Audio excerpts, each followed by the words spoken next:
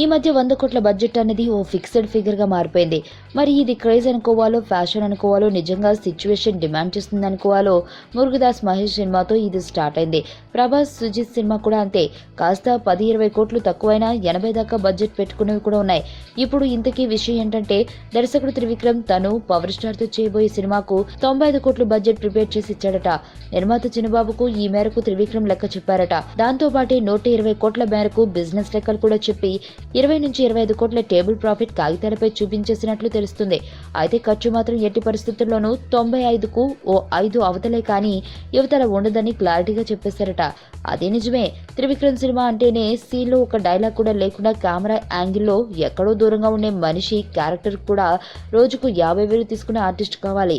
Screen అంత హెవీగా ఉండకపోతే ఆయనకు తన సినిమా ఆనదని ఇండస్ట్రీ టాక్ మరి. అందుకే ఆ మాత్రం ఖర్చు అవుతుంది.